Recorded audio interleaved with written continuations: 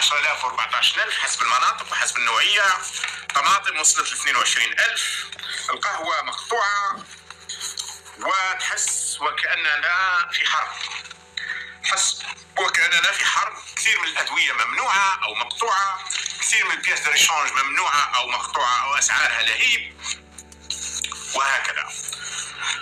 وخرجوا يهاجموا في السفير الفرنسي زافي دريانكور هذا السابق، وقال لك راهو خرج وقال باللي الجزائر راح تقطع علاقاتها التجارية مع فرنسا، وهذا كلام كاذب وهذا ترويج كاذب. خلينا نسمعوا واش ردوا بالذات. على إثر الإدعاءات الكاذبة التي روج لها السفير الفرنسي السابق بالجزائر في جمهوره المعتاد ضد الجزائر فيما يتعلق بالتدابير التقييدية المزعومة للتجارة الخارجية، ينفي المكتب الإعلامي لدى الوزير الأول نفيا قاطعا هذه المعلومات التي لا أساس لها على الإطلاق من الصحة. كانوا عملوا نفس النفي مع الإسبان في جوان 2022. ماي جوان 2022 كان رسميا منعوا الاستيراد من اسبانيا، وبدأت الشركات اللي عندها علاقات مع اسبانيا بدأت تتأثر.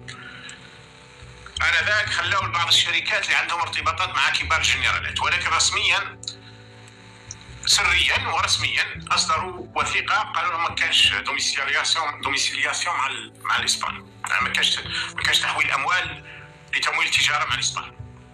وتعرفوا الكوارث اللي صارت. مثلا واحد من المشاكل الكبرى مثلا لانستيزي تاع الدونتيست تاع الاسنان كانت كارثه في الجزائر، لانه كانوا يجيبوها من اسبانيا.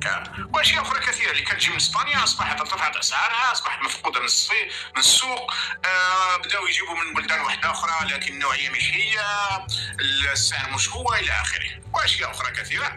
لكن قبل يومين شوف قريت لكم الوثيقه اللي تقول باللي عاود رجع مع اسبانيا. الحقيقه اللي يستطيع ان اؤكدها ومن قلب المافيا العسكريه، يعني من قلب مكتب شنقريحة، أنه أعطى تعليمات شفوية، هو ما كتبش لكن وصلوها، يعني باللي قال لهم أي شيء يستورد من فرنسا حبسوه. هذا ما يتعلق بالجانب العسكري. الآن أنا شخصيا مش متأكد من الجانب المدني هل بالفعل أصدروا شيء أو كانوا على أبواب أن يصدروا والآن راهم ينفوا يقولوا ما كاش منها. لست متأكد. اللي متأكد منه هو أن شنقريحة أعطى أوامر بمنع الاستيراد لكل ما يتعلق بأمور العسكر، وهو يستوردوا أشياء كثيرة لأمور العسكر. يعني معيش سلاح، مش تكلموا سلاح، يستوردوا أشياء كثيرة بما فيها الألبسة، بما فيها أشياء رهيبة ما تقدرش تصوروا. يعني بلاد لا تصنع شيء للأسف. بعد 62 سنة رايح للقاهرة عند السيسي المتصهين ومخابراته الصهيونية المصرية، يقول لهم يجوا يبنوا لنا العمارات والمباني. مش عارف شو كنتوا تديروا في 62 سنة يعني. والله لو كان بدينا بالصفر، لو كان نقدروا نبنوا على الأقل نبنوا السكنات نتاعنا. هذه مش باش نبنوا أبراج ونبنوا مش عارف أنا طريق تحت البحر أو فوق البحر وتي جي في، مش هذه. سكنات الإنسان الجزائري واللي ما يقدرش يبني السكنة نتاعو شيء عجيب. وين وصلوا البلاد؟ البلاد راح تغرق. في الثمانينات كانت كاينه عده شركات كما تسمى وطنيه انذاك تبني وعندها كاريتي وعندها. روح شوف انت البنايات عادل الان، اغلبيه الناس تشتكي من هذه البنايات اللي يبنيها الصيني او التركي او المصري او الهندي واللي كارثه، لان ما كاش مراقبه، ما كاش متابعه. يحطوا لهم شويه في جيوبهم او في حساباتهم، وباش يعطوا له مشروع تاع مليار دولار يعني يكلفوا 300 مليون دولار، بدل ما يصرف 500 مليون دولار يصرف 300 مليون دولار ويمد منها مليون ولا 2 ملايين دولار لهذوك المشمشيه، ومن بعد الناس تدفع الثمن.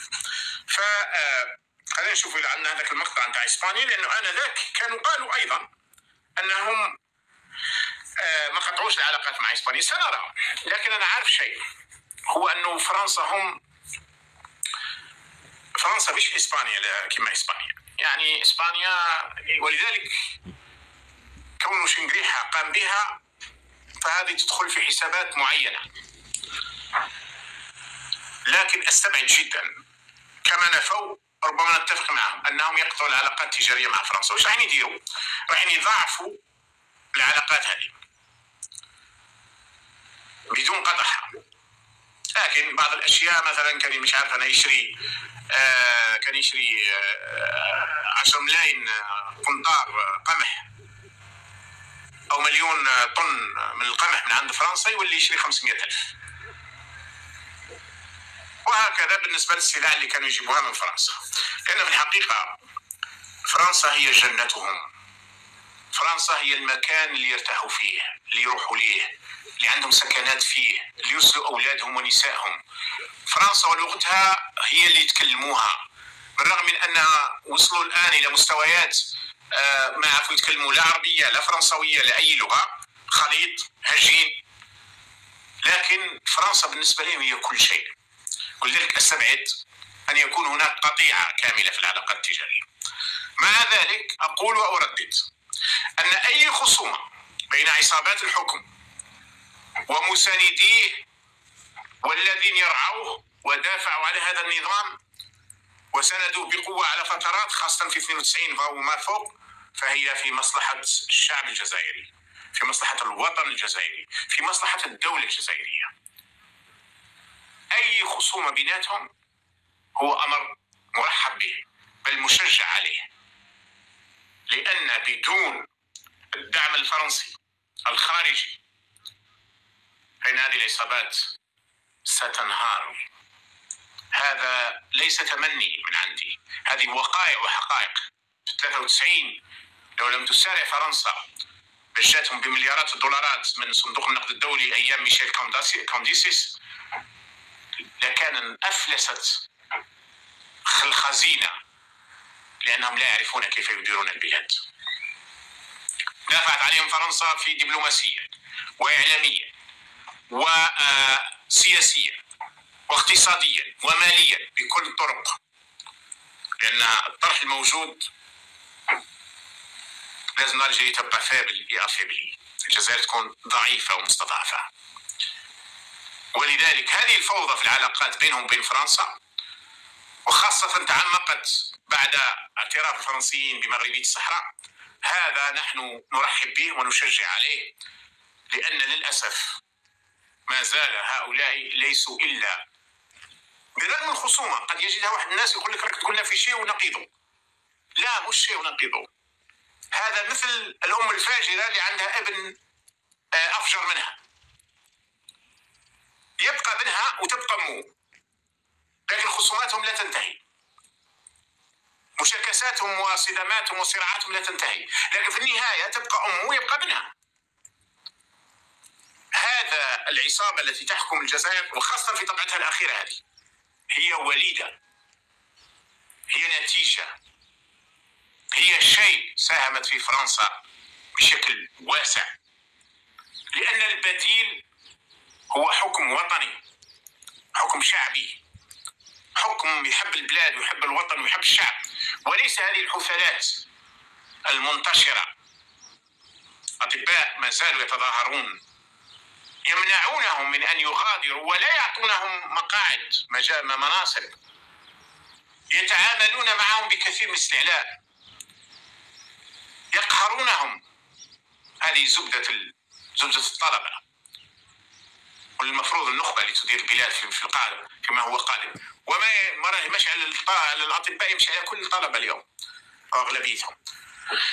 إذن الحقيقة أننا نرحب بهذه الخصومة المتصاعدة بين هذه النسخة الأشد حثالة وعمالة ومع راعيها الأكبر اللي هو فرنسا.